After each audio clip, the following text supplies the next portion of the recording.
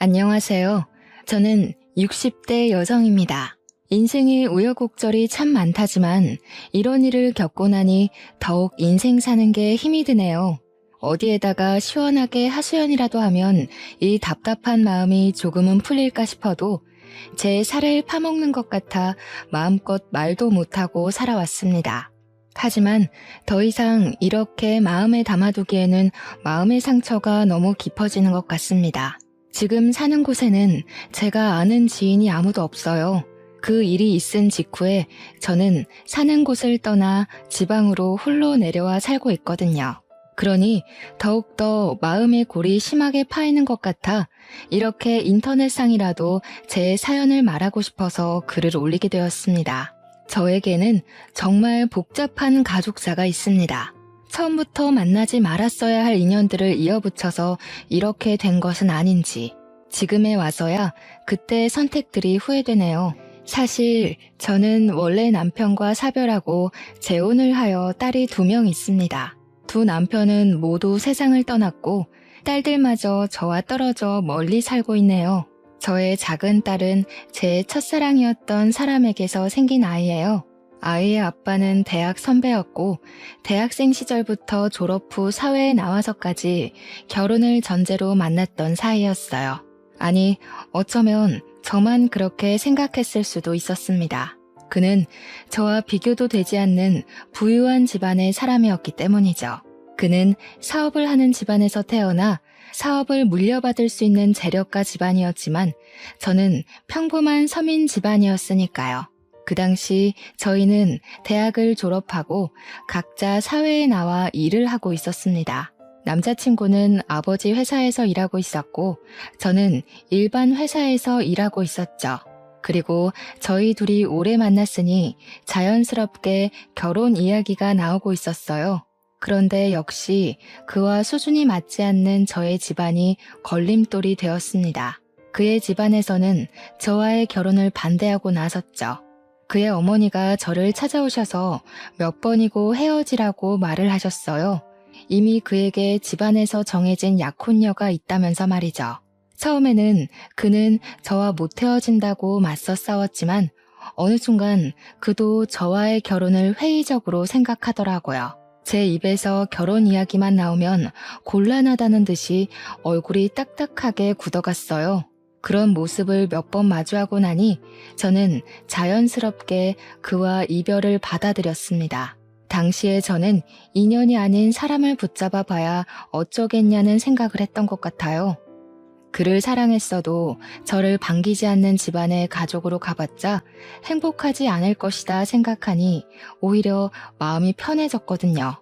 물론 그와 함께한 시간들이 쉽게 지워진 건 아니었죠. 우리는 5년이 가까운 시간을 공유했었으니까요.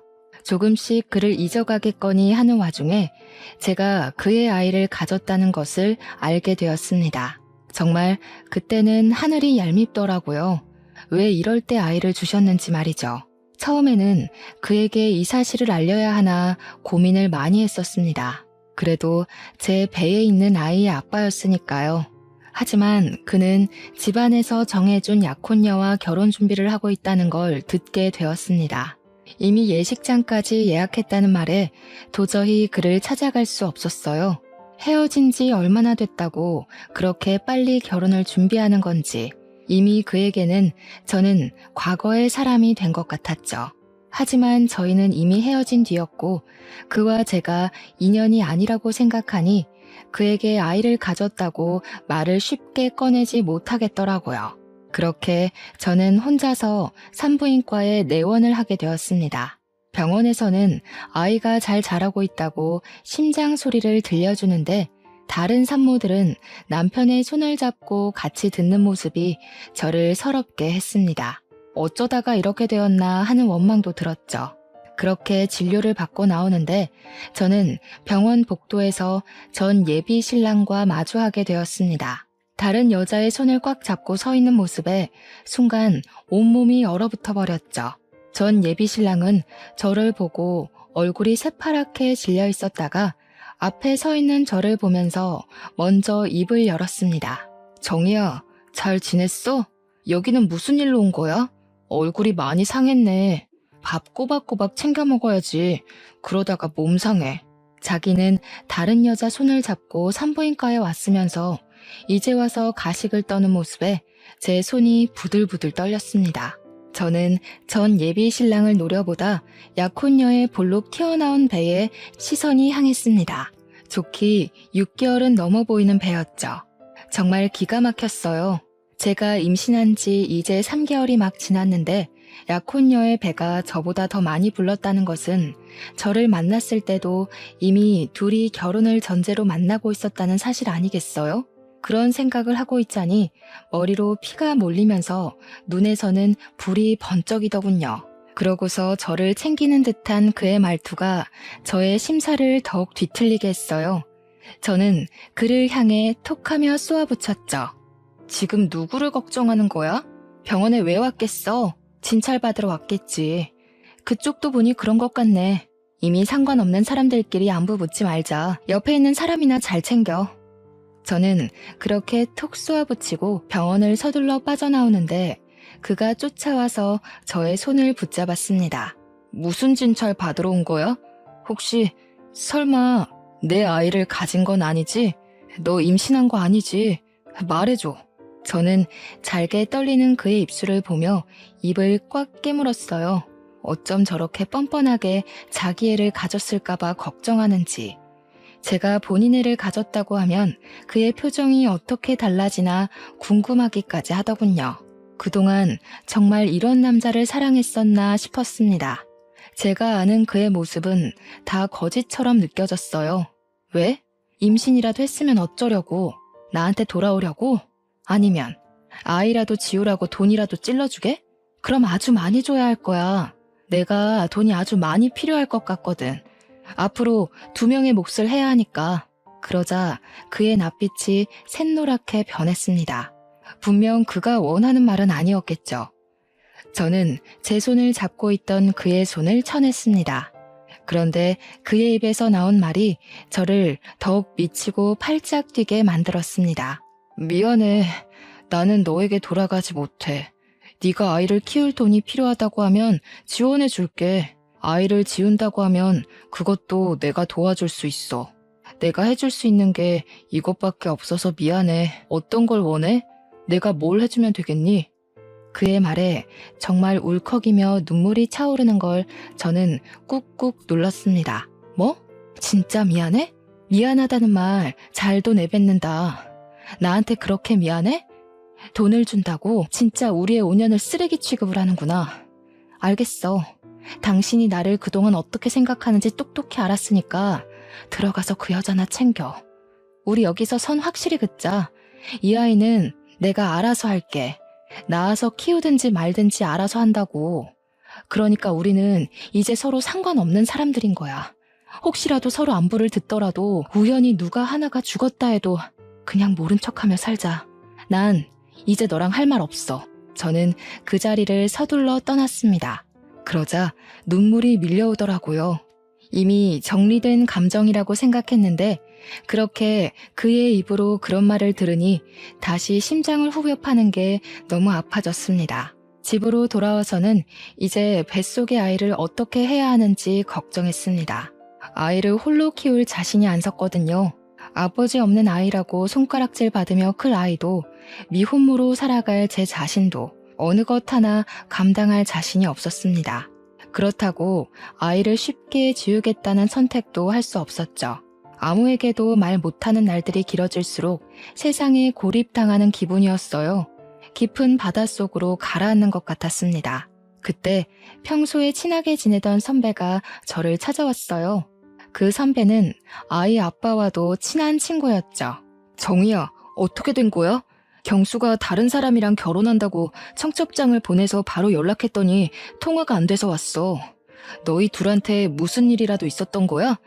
경수가 왜 네가 아니라 다른 사람하고 결혼하는 거냐고.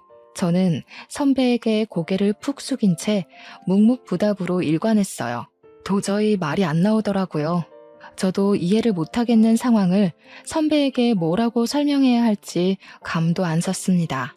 하지만 우리의 연애를 처음부터 지켜봐왔던 선배에게 우리의 끝을 알려주는 게 예의 같았어요. 선배, 어쩌다 보니 그렇게 되었어요. 그 여자는 집안에서 엮어준 약혼녀래요.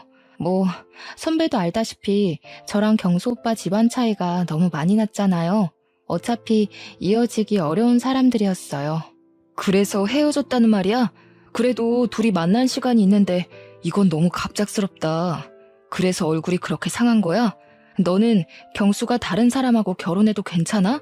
너 경수 많이 좋아했잖아. 인연이 아닌 사람을 붙잡아봐야 뭐 하겠어요. 저는 이미 마음 정리했어요. 차라리 헤어지니 마음도 편하고 좋네요. 내 사람도 아닌 사람, 이제 그만 보내줘야죠. 그때 선배가 제 손을 꽉 잡았습니다. 정말? 경수랑 깨끗이 헤어진 거 맞는 거지? 이제 둘은 아무 상관없는 사이 맞는 거지? 저는 그런 선배를 보며 의아한 표정을 지은 채로 고개를 끄덕였습니다. 그럼 나랑 만나자. 나 너 정말 좋아해. 사실 경수보다 내가 먼저 너를 좋아했어. 경수가 먼저 너한테 고백하는 바람에 이제까지 내 마음 숨겨온 거야. 정이야, 나랑 만나자. 저는 갑작스러운 선배의 고백에 선배에게서 손을 빼냈습니다. 저는 이미 그의 아이까지 가지고 있는데 어떻게 선배를 만날 수가 있겠어요. 그래서 거절을 했습니다. 죄송해요. 저 선배 마음 받아들일 수가 없어요. 저 사실 뱃속에 그 사람 아이를 가지고 있어요. 벌써 5개월이 다 되어가요. 저도 아이를 어떻게 해야 할지 모르겠어요. 죄송해요. 지금으로서는 제가 선배의 마음을 받아들일 여유가 없어요.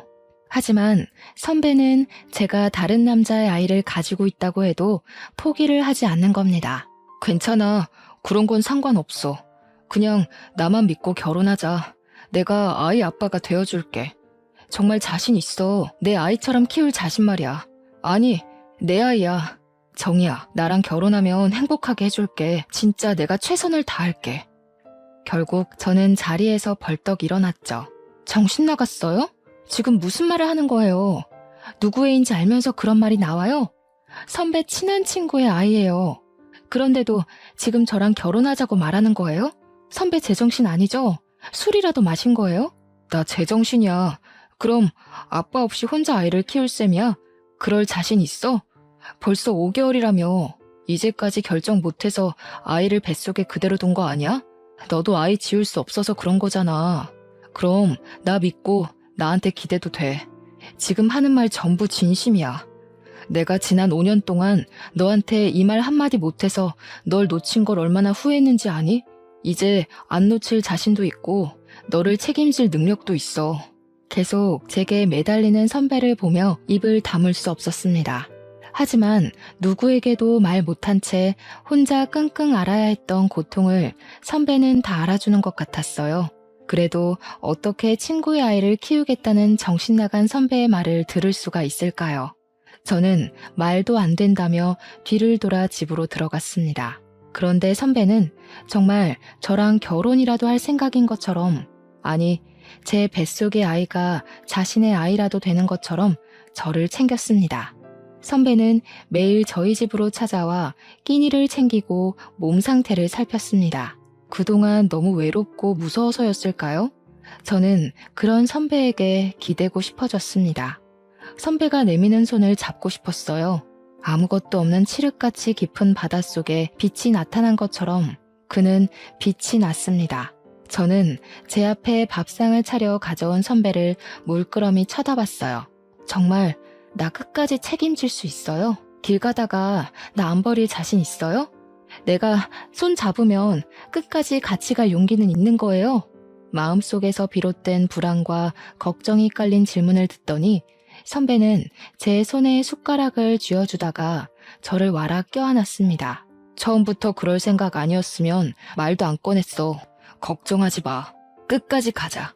길 잃지 않게 내가 손 꼭 잡고 갈 테니까 나만 믿고 따라와. 선배는 말 그대로 제 손을 꽉 붙잡고 본인 집으로 가서 제가 자신의 아이를 가졌으니 결혼을 하겠다고 말을 하더군요. 당당하게 그렇게 말하는 그의 모습에 저는 정말 뱃속의 아이가 그의 아이가 된 것 같았어요. 처음 선배의 부모님은 당황하시다가 완곡한 선배의 모습에 저를 받아들이셨어요. 정말 그의 말대로 그는 제 손을 꽉 쥐고 놓지 않았습니다. 그리고 저희는 결혼하고 부부가 되었죠. 남편은 제 딸아이를 정말 자신의 친딸처럼 예뻐했어요. 딸아이를 안아들고 어떻게 당신과 이렇게 쏙 닮았는지 모르겠다고 활짝 웃는데 그런 그를 사랑하지 않을 수가 있었을까요?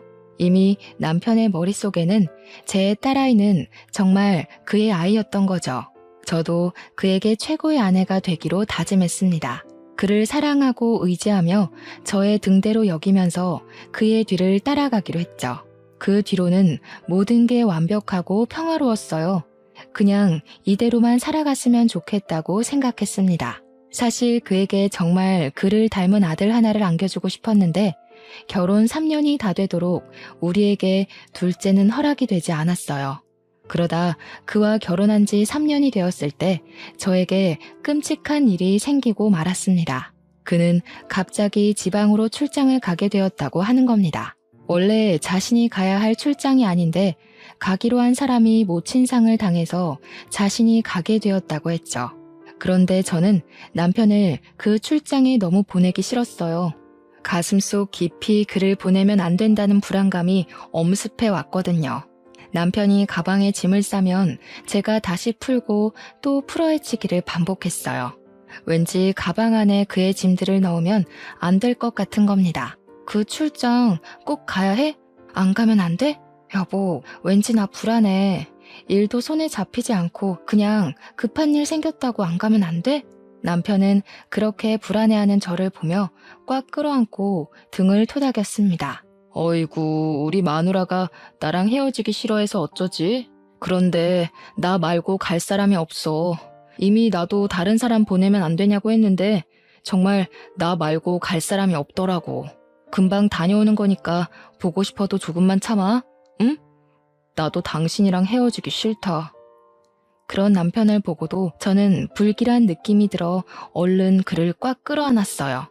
정말 보내기 싫은데 너무 마음이 찝찝하고 불안해.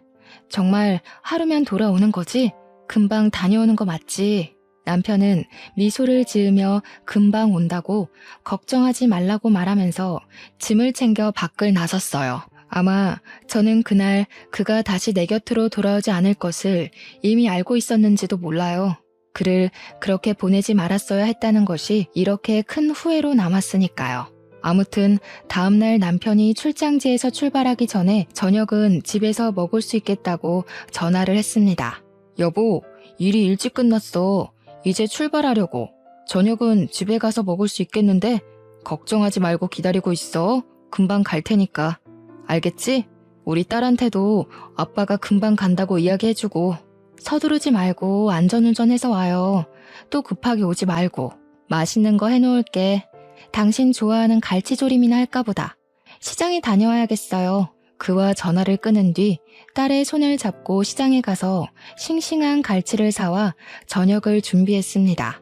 갈치조림에 들어갈 양념을 다 하고 냄비를 가스레인지에 올려두려는데 집 전화가 요란하게 울리는 겁니다. 평소에 그 시간에는 전화가 올 곳이 없어서 의아해하며 저는 전화를 받았습니다. 여보세요? 김민재 씨 아내 되시나요? 지금 바로 병원으로 오셔야겠습니다. 10중 추돌 사고로 김민재 씨가 돌아가셨어요. 와서 본인 확인을 하셔야 할 것 같습니다. 저는 순간 손에서 수화기를 놓치고 말았습니다. 저는 경황도 없이 딸아이의 손을 잡고 허겁지겁 병원으로 달려갔죠. 병원에 도착하니 그곳은 이미 아비규환이었습니다. 여기저기 소리치는 소리와 울음소리가 뒤섞여 들렸어요. 저는 지나가는 병원 직원을 붙잡고 남편이 어디 있는지 물었습니다. 저는 직원을 따라 병원 지하에 있는 영안실로 갔습니다. 서늘한 영안실로 들어서니 그 앞에 차가운 침대에 흰 천이 덮여 있더군요.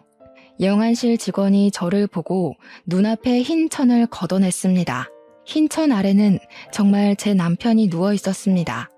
정말 믿기지 않았어요.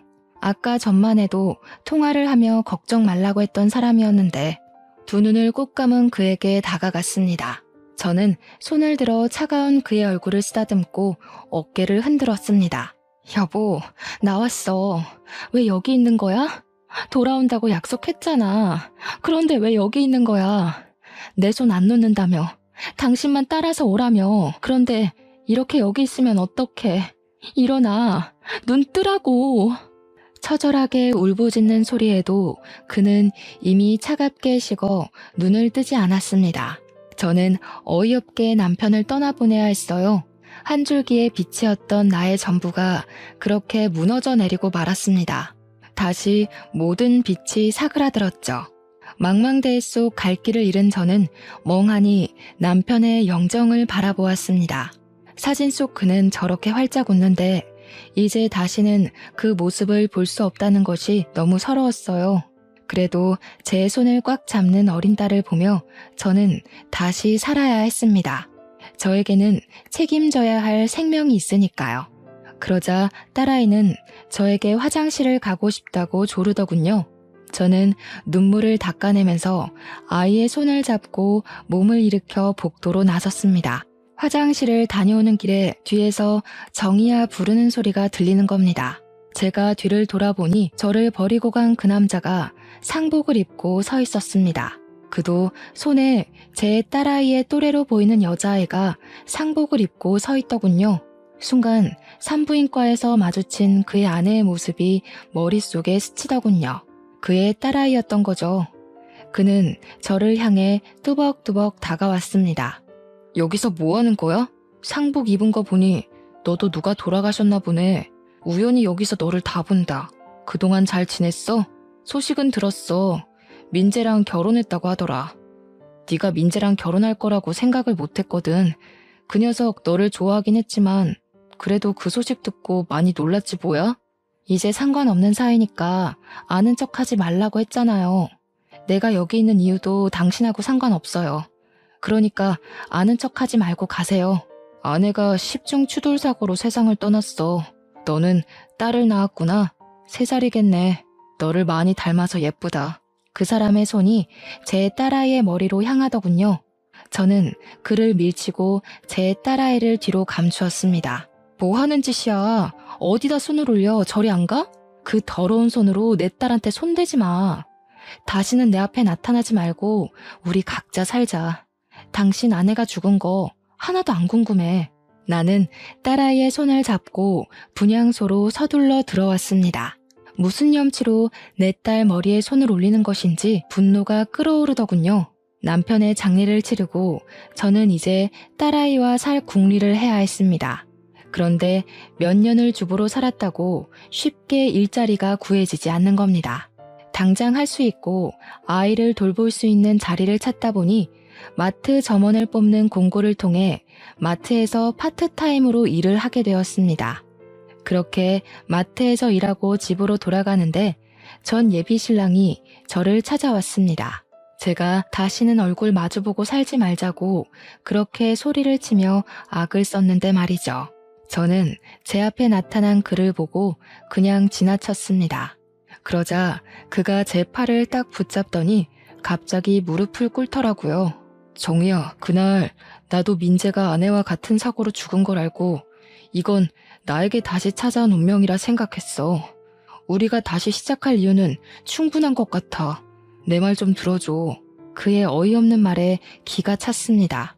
저를 버리고 다른 여자에게 갔으면서 이제와 운명이니 뭐니 떠들어대는 게 웃기더라고요. 무슨 개 같은 소리를 늘어놓는 거야? 이제 와서 뭘 다시 시작해. 그게 가당키나 한 일이야? 남은 딸이나 잘 건사하고 살아. 나도 내 딸 알아서 잘 키울 테니까. 제발 각자 살자고. 말귀 못 알아먹어? 그 당시에는 이유가 있었어. 아버지가 어음을 막지 못해서 회사가 도산 직전까지 몰려 있었거든. 아버지가 그 충격으로 갑자기 쓰러지셨는데 오래전 집안끼리 약혼 이야기가 오갔던 집에서 돈을 빌려줄 테니까 결혼하라는 거야. 그럼 어음을 막아주겠다고. 난 아버지를 살리기 위해서 장남으로서 그 제안을 받아들일 수밖에 없었단 말이야. 정말 황당한 변명을 잘도 늘어놓는다. 그때 당신 나랑 산부인과에서 마주쳤던 거 기억 안 나? 이미 그 여자 배가 산만했어. 나보다 더 부른 배를 보고 내가 얼마나 기가 막혔는지 알기나 해? 나를 만나면서 그 여자를 만나고 있었던 거지? 그래 놓고 뭐? 어음? 아버지가 쓰러져. 가짜는 변명 그만하고 돌아가. 그건 오해야, 정이야. 그때 뱃속에 있었던 아이는 내 아이가 아니야. 결혼의 조건이 처음부터 그거였어. 그 집 딸이 모르는 사람의 아이를 가졌는데 소문나기 전에 나와 결혼시켜서 소문이 나지 않게 하는 거. 그 대가로 그 집에서 우리 회사 어음을 다 막아준 거야. 제발 나 용서해주면 안 될까? 우리 다시 시작하자. 저는 헛웃음을 터뜨렸죠. 제 앞에 무릎을 꿇은 그를 보며 이를 갈았습니다. 그는 집안을 위해 나를 버렸으니까요. 아, 그러셔? 그럼 잘 됐네. 어차피 겨우 그런 조건으로 나도 버리고 내 딸도 버린 거니까. 남의 인생 갈아먹으면서 지켜낸 건데 앞으로 쭉 그렇게 살아. 난 아직도 그 산부인과에서 당신이 한 이야기가 머릿속에 생생하게 남아서 말이지. 그리고 그때 난 분명히 당신에게 말했던 것 같은데 우리 둘 중 누구 하나가 죽었다는 이야기가 들려도 상관하지 말자고. 이제 찾아오지 마. 그 면상 다시는 보고 싶지 않으니까. 저는 그를 등지고 자리를 벗어났죠. 그 이유가 무엇이든 저는 그와는 상관없는 삶을 살고 싶었습니다. 나머지 삶을 죽은 남편의 아내로 홀로 딸아이를 키우며 살겠다고 다짐했으니까요. 핏줄이 당겼을까요? 서로 상관없이 살자는 저의 생각과 그의 어머니 생각은 달랐습니다. 처음에는 그와의 결혼을 그렇게 막아서더니 이제 와서 다시 제 앞에 찾아오셨어요. 잘 지냈니? 경수에게 이야기 들었다. 딸아이가 있다면서? 나도 장례식장에서 우연히 너를 보고 깜짝 놀랐다. 나도 너의 딸을 봤지. 피는 못 속인다더니 제 아빠를 빼다 닮았더구나. 무슨 말을 하시는지 잘 모르겠네요. 왜 찾아오셨어요? 근무 시간이라서 시간을 오래 못 비워서 빨리 할 이야기만 하시고 돌아가세요. 저와는 이제 상관없는 분이시잖아요. 네 딸, 경수 딸이지? 그냥 봐도 누구 딸인지 알겠는걸. 너희 시댁에서는 아직도 모른다니? 그동안 감쪽같이 속여왔구나. 이제 우리 핏줄인지 알았으니 내가 챙겨야겠어. 경수 아내도 죽었는데 이제 더 이상 거리낄 것도 없고 말이야. 저는 전 예비 시모가 하는 말에 놀라서 자리에서 벌떡 일어났습니다. 지금 무슨 말을 하시는 거예요? 누구를 챙겨요? 누구 핏줄이요? 그렇게 냉정하게 밀어낼 때는 언제고 이제 와서 왜 그러세요? 며느리가 죽기를 기다리셨나 봐요? 그의 어머니는 두 눈을 날카롭게 뜨더니 제 앞으로 노란 서류 봉투 2개를 내밀더군요. 저는 의심쩍은 얼굴로 봉투를 열어보았습니다. 하나는 어떻게 딸아이의 유전자를 구했는지, 그 사람과 딸아이의 유전자 검사지와 다른 하나는 친자 소송 봉투였어요. 제가 그것을 들고 그대로 굳어있자 그의 어머니가 입을 여셨죠. 이미 내 딸과 경수의 친자 확인은 끝냈고 우리는 소송 준비도 끝냈다. 딸아이를 우리에게 뺏기기 싫으면 경수랑 결혼해라. 어차피 아이의 친아빠 아니니? 아이 생각해서 결혼해. 소송한다고 해도 네 형편에 우리를 이길 변호사도 제대로 못 구하잖니? 이대로 아이만 뺏길 거니? 이미 그의 어머니는 저를 협박하려고 작정하고 오신 거였습니다. 정말 대단하시네요. 역시 부잣집 사모님은 다르긴 다른가 봐요. 이렇게 철저하게 준비까지 해서 오셨어요. 이미 저한테 선택권은 없다는 거네요. 그전에는 내가 미안하게 됐다. 그때는 상황이 좋지 못했다. 이제라도 다 제자리로 돌아오는 거니 너도 좋게 생각해라. 경수가 너 아니면 안 된다고 하고 나도 내 손녀 보면서 살고 싶다. 정말 그 작자나 어머니나 뻔뻔한 건 유전이네요. 지우라고 돈 준다고 할 때는 언제고 제가 이제 와서 댁 아들이랑 살고 싶겠어요? 빼앗기기 싫으면 결혼을 하라고요? 참나, 어떻게 다 제자리로 돌아가는 거라고 말을 하실 수 있어요? 제 머리로는 이해가 되지 않네요. 저는 딸아이를 뺏기지 않기 위해 그 사람과 결혼을 해야 했어요.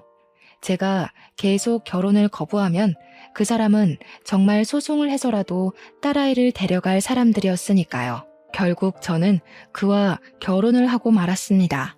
이렇게 강제로 이어붙인 결혼 생활이 좋을 리가 없었죠. 이미 저는 그에 대한 애정이 차갑게 식어버렸고 남은 건 분노밖에 없었습니다. 그는 그래도 저에게 잘 보이려고 노력을 하더라고요. 하지만 저는 철저히 그를 제 울타리 밖으로 밀어냈어요. 그가 제 옆에 다가오면 저는 제 딸아이를 안고 방 안으로 들어가 버렸죠.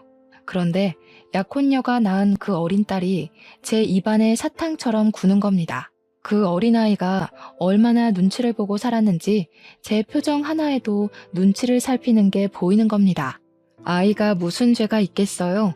저는 그 아이를 꽉 끌어안아 주었더니 그 아이 입에서 엄마가 와서 너무 좋다고 하는 겁니다.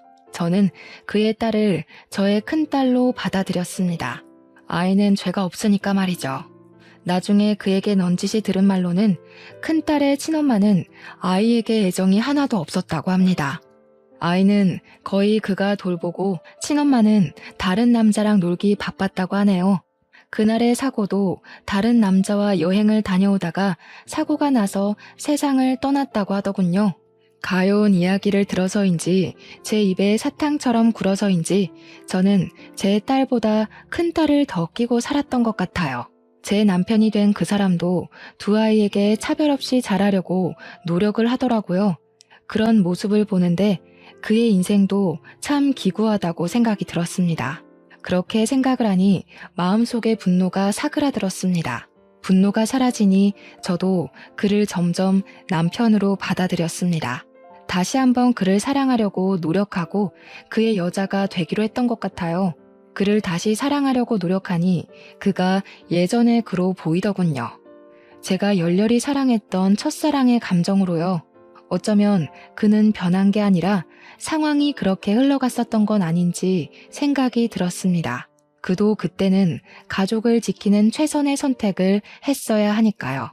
길게 돌아왔지만 다 제자리를 찾았다며 환하게 웃는 그의 모습에 저는 아무 말도 못했습니다. 그 순간에도 저는 마음 한구석을 지금의 남편에게 내어주었습니다. 이렇게 행복을 찾아가도 되는 건지 하늘로 떠난 전 남편에게 미안해졌습니다. 그렇게 제 마음속에는 두 남자가 공존한 채로 세월은 흘러갔습니다. 두 딸은 다행히 무럭무럭 잘 자라고 공부도 꽤 잘해서 우리의 자랑거리였어요. 그렇게 둘 다 대학에 가고 성장하자 제 역할을 어느 정도 한 것 같아서 안심되었습니다. 부모 역할을 참 잘해낸 것 같았죠. 그런데 아이들이 느끼기에는 부모의 역할이 부족했던 걸까요? 큰아이에게 문제가 조금씩 생기고 있다는 걸 저희는 알아차리지 못했습니다. 큰딸은 미술을 전공했기에 대학에 들어가자 유학을 보내려고 했는데 큰딸이 유학을 가기 싫다고 우는 겁니다. 왜 안 가겠다고 하는 거야? 국내에서 그림을 배우는 것보다 유럽에 가서 공부하는 게 네 커리어가 쌓이는데 더 도움이 된다니까? 지금 다녀와야 해. 너무 늦으면 시간이 아깝잖아. 엄마랑 같이 가면 안 돼? 혼자는 무섭단 말이야. 엄마, 나랑 같이 가자. 응? 같이 가면 안 돼? 혼자는 싫어. 엄마랑 안 가면 나도 안 갈 거야. 엄마는 여기에 있어야지. 동생도 아직 여기에 있고 아빠도 챙겨줘야 하잖아. 먼저 가 있어. 엄마가 자주 가서 너 챙겨줄게. 평생 있는 것도 아니고 몇 년만 있는 거잖아. 그러자 큰딸은 얼굴색이 갑자기 새빨개지더니 입을 꽉 닫아버렸습니다. 그 뒤로 말도 거의 안 하고 지내는 겁니다.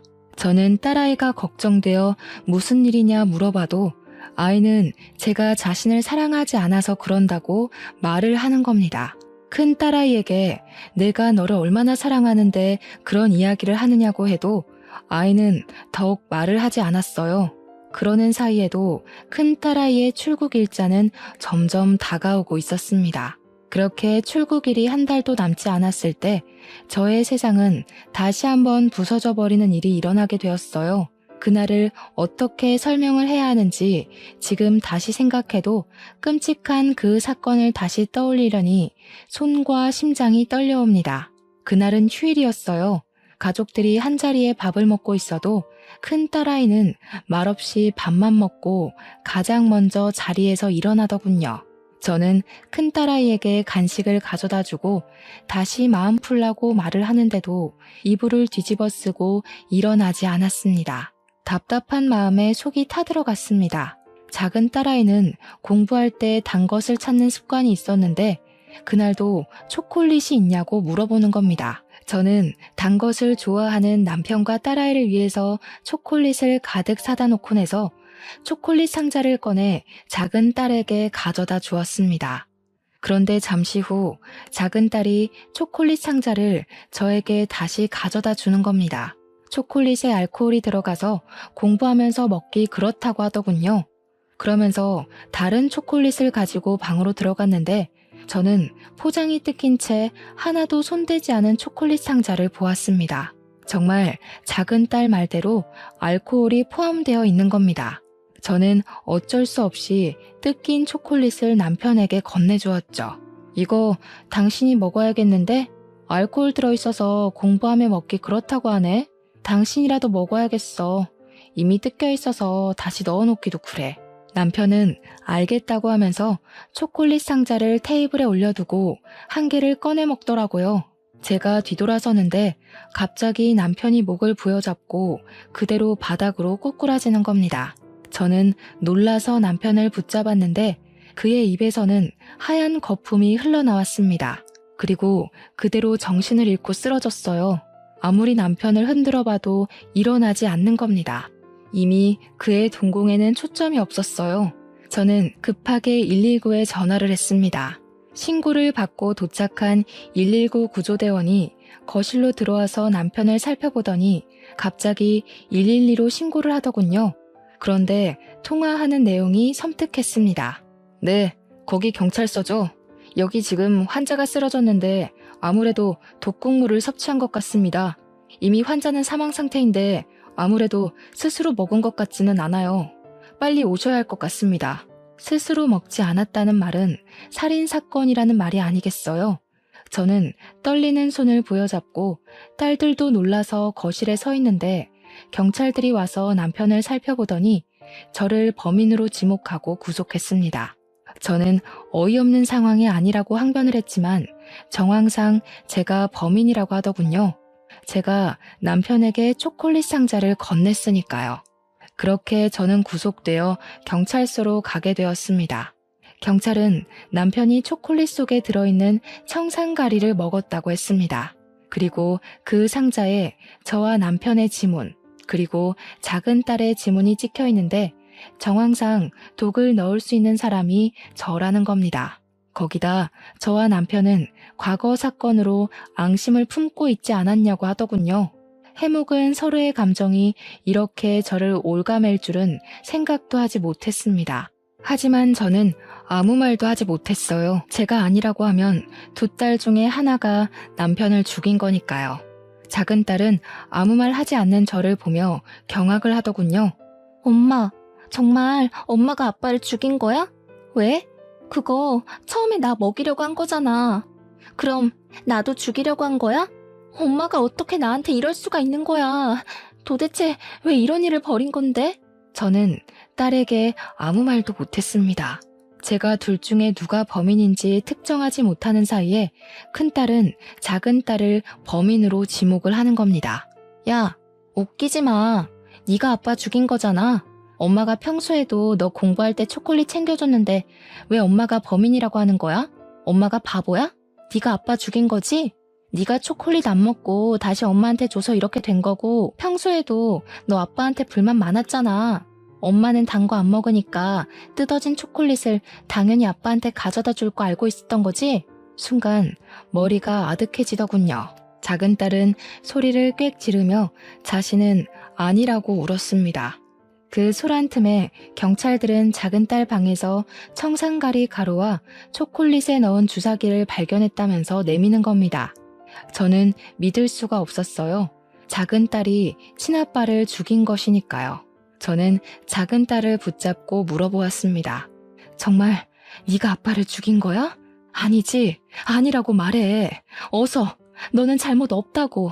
작은 딸은 정말 자신이 하지 않았다고 눈물을 흘렸습니다. 나 정말 아니야. 내가 왜 아빠를 죽여?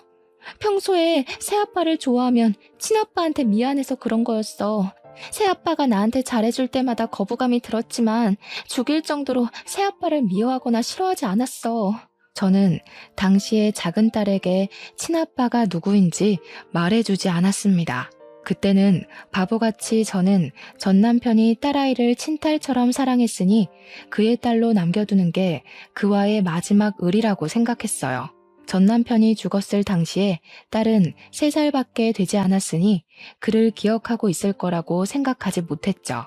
그런데 딸아이는 전 남편을 아주 생생하게 기억하고 가슴에 남겨두고 있었더라고요. 저는 작은 딸아이를 안고 눈물을 흘렸습니다.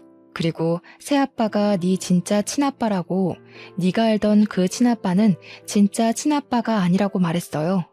그리고 미리 말해주지 못해서 미안하다고 했습니다. 드디어 작은 딸에게 진실을 다 고백한 거죠. 그런데 갑자기 경찰들이 제 옆에 앉아있는 큰딸아이의 손에 수갑을 채워 넣으며 살인 용의자로 구속하겠다고 하는 겁니다. 작은 따님 방에서 찾은 범행에 사용했던 주사기 안쪽에서 큰 따님의 지문이 발견되었습니다. 다른 곳은 다 잘 닦았는데 안쪽에 남아있던 것은 미처 못 닦아냈나 보더군요. 그리고 청산가리 구매 사이트에서 큰 따님의 아이디를 찾아냈습니다.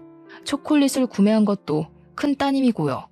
저는 믿을 수 없는 사실에 당황해하다가 고개를 숙이고 있는 큰딸을 붙잡고 물어보았습니다.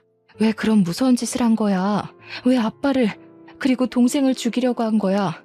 도대체 왜? 큰딸은 고개를 들어 저를 쳐다보더군요. 그리고 눈물을 흘렸습니다. 저는 엄마 아빠의 완전한 딸이 되고 싶었어요. 동생처럼요. 동생은 두 분의 친딸이잖아요. 저도 두 분의 친딸이 되고 싶었어요. 그래서 동생을 죽이려고 했죠. 동생만 사라지면 제가 두 분의 유일한 딸이 되는 거잖아요. 그런데 그 초콜릿을 아빠가 먹을 줄은 몰랐어요. 청산가리를 넣기 편해서 안에 알코올이 들어있는 초콜릿을 주문한 건데 공부할 때는 알코올이 든 건 안 먹을지 몰랐거든요. 그런데 그건 어떻게 알았니? 그이가 친아빠라는 것은 너희 동생에게도 말 안 한 사실인데 너는 어떻게 한 거야? 어떻게 몰라요. 틀에 찍어놓은 것처럼 웃는 게 닮았는데 모를 수가 없었죠. 할머니도 저보다 엄마가 데려온 동생을 그렇게 예뻐하는데 자연스럽게 알게 되었어요.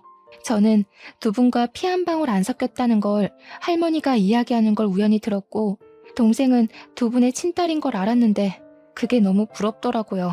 나도 두 분의 친딸이 되고 싶었어요. 그럼 나도 그렇게 사랑해주려나 하고 말이죠. 큰 딸아이는 경찰에 작은 딸이 학업 스트레스로 초콜릿에 청산가리를 타서 자살한 것으로 위장하려고 했다고 자수를 했습니다. 저는 어릴 때부터 큰딸에게 사랑을 충분히 주었다고 생각했는데 그 아이에게는 한없이 부족했나 봐요. 큰딸은 저에게 내 자식으로 태어나지 못해 미안하다고 울었습니다. 사람을 해치는 용서받지 못할 죄를 지었지만 큰딸의 잘못이 아닌 그 모든 게 제 잘못인 것 같아 심장이 찢겨 나가는 것 같았습니다. 큰딸은 결국 존속 살해 혐의와 작은딸의 살인미수로 징역 7년을 선고받았습니다. 그리고 작은딸도 그이가 자신의 친아빠인 걸 알고 충격을 받았는지 저를 원망하더군요. 미리 왜 말을 해주지 않았냐고요. 그동안 아빠를 미워했다면서 전 남편의 장례식장에서 제가 한 말을 기억한다고 했어요. 새아빠에게 화내며 더럽다고 말한 게 혹시 자기 아빠의 죽음과 관련 있는 건 아닌지 의심하고 미워했다고 하네요. 왜 자신을 이렇게 나쁜 딸로 만드냐면서 원망을 쏟아내고는 저를 남겨두고 외국으로 떠나버렸어요. 드문드문 저에게 잘 지낸다고 연락은 오지만 언제 돌아오겠다는 말은 하지 않더군요. 언젠가 마음이 진정되면 저에게 돌아오겠죠. 저는 그렇게 남편과 자식 둘을 한꺼번에 잃어버리게 되었어요. 서로에 대한 믿음과 신뢰를 잃어버리고 뿔뿔이 흩어지게 되어버렸네요. 지금은 가끔 큰딸의 교도소를 찾아가 딸을 보고는 합니다. 큰아이가 큰 잘못을 저지르긴 했지만 어쩌면 그 아이에게 미리 모든 것을 말하고 마음을 다독였다면 그 아이가 그렇게까지 마음속에 상처를 담아두진 않았을 것 같아요. 다시는 이 가족이 전처럼 완전할 수는 없겠지만 어쩌면 처음부터 만나지 말아야 할 사람들이 만나면서 어긋나 버린 것은 아닌지 생각합니다. 끊어진 인연은 이어붙이지 않았다면 모두 잘 지냈을까 하고 말이죠. 글을 쓰면서도 다시 마음이 아프네요. 여러분도 혹시라도 끊어낼 인연이 있다면 다시 한번 생각하고 또 생각해 보시고 어떤 것이 좋을지 잘 생각하고 이으셨으면 좋겠습니다. 긴 글 읽어주셔서 감사합니다.